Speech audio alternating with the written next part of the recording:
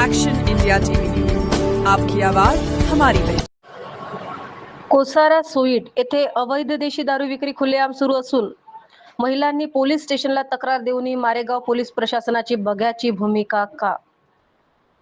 Kosara suite येथे अवैध देशी दारू विक्री करणाऱ्यांची दिवसेंदिवस दुकाने वाढतच आहे.